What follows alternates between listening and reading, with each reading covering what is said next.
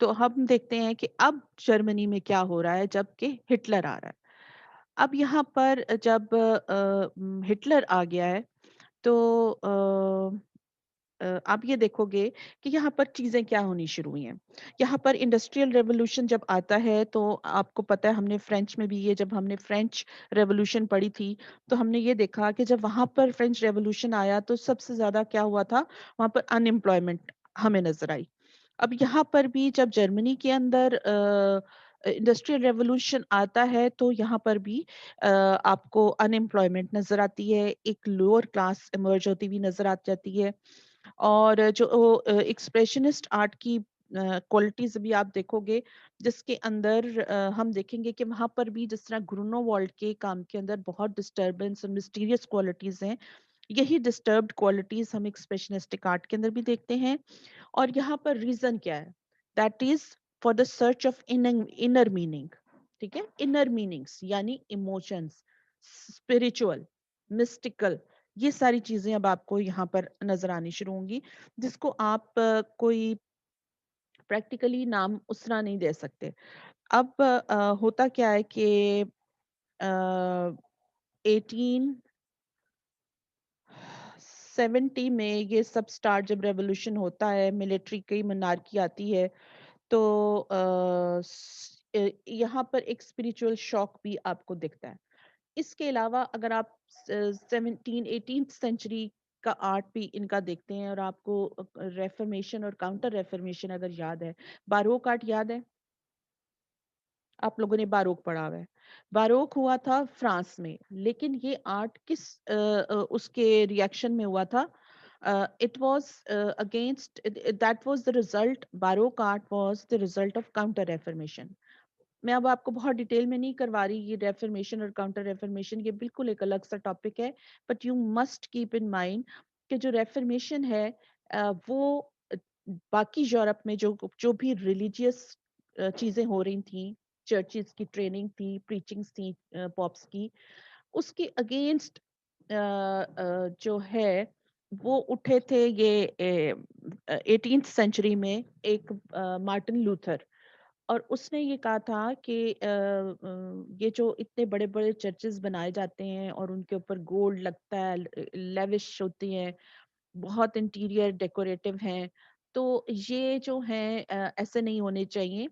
جو چرچ ہے یہ تو ایک سمپل سی جگہ بھی ہو تو وہ کہتا تھا پریئرز کے لیے ضروری نہیں ہے کہ ایک بندہ جو ہے وہ چرچ ہی جائے.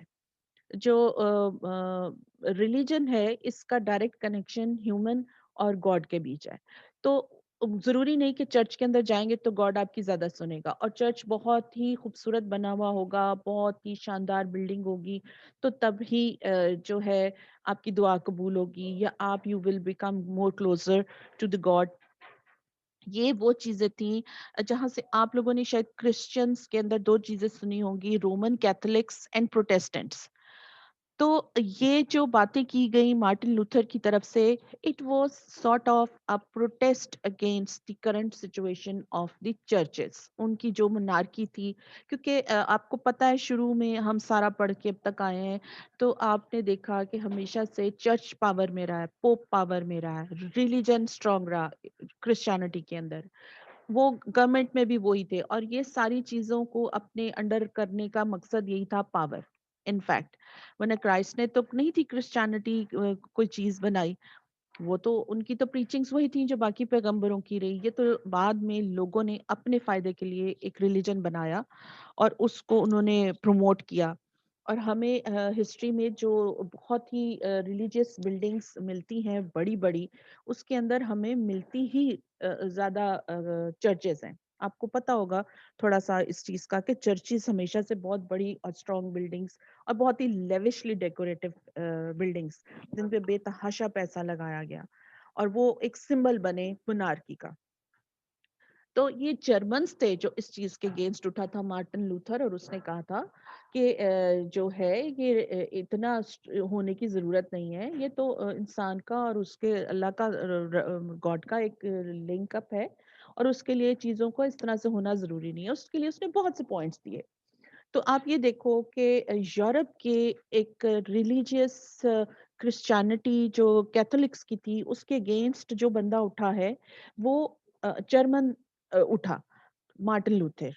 और उसकी वजह से इन्होंने जो बाकी कैथोलिक्स रोमन चर्चेस थे, और रोम की सुप्रीमेसी आपको पता आज तक है कि वहां पर जो पोप है वही ऑल एंड ऑल है। जो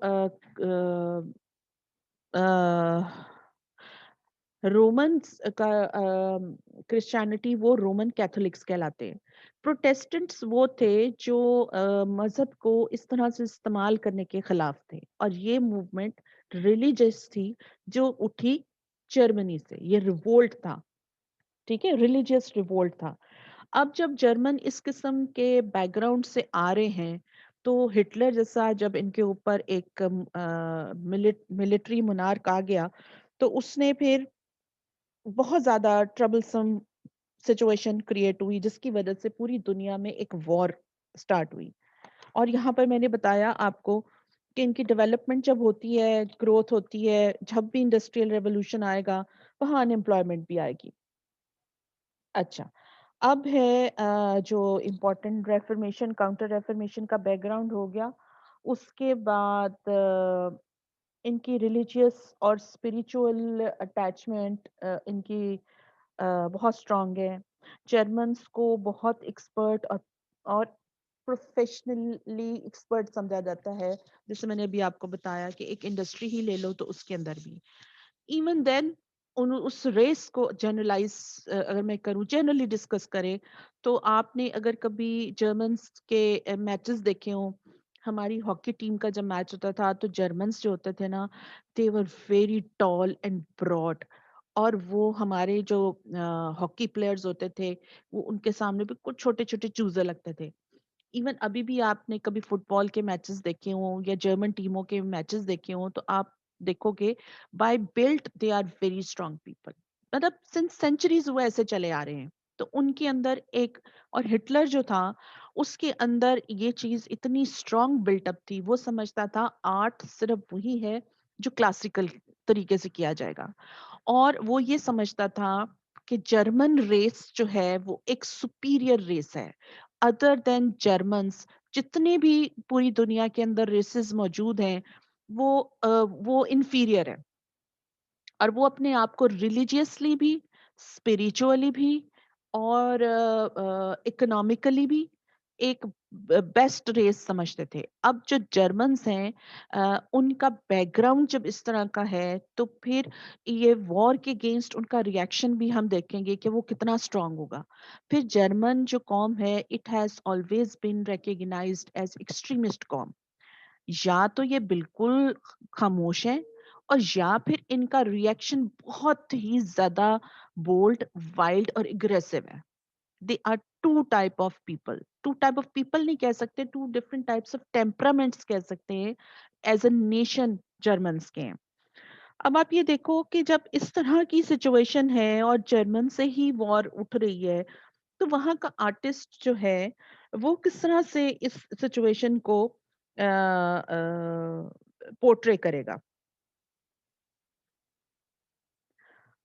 इसके अंदर हम देखेंगे कुछ आर्टिस्ट।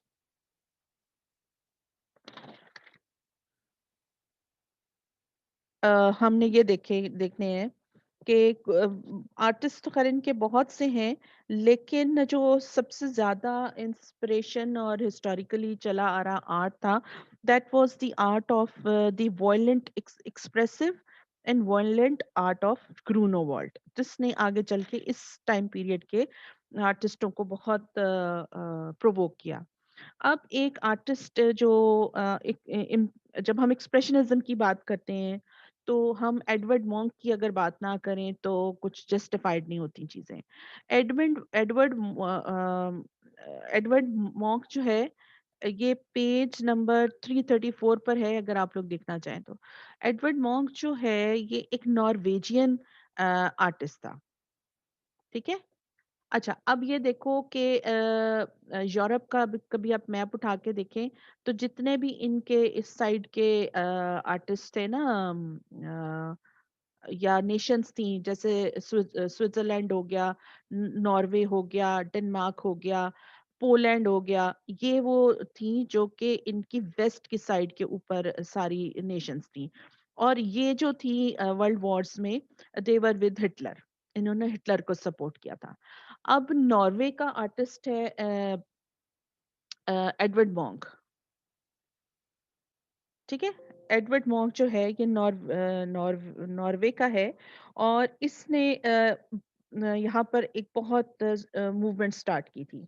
उसके बाद एक आर्टिस्ट है ये कैथी कॉल्वेट्स, अभी मैं आपको डिटेल से बताती हूँ। ये है कैथी कॉल्वेट्स जिसने ये ब्लैक एंड व्हाइट कलर का वो बनाया हुआ है।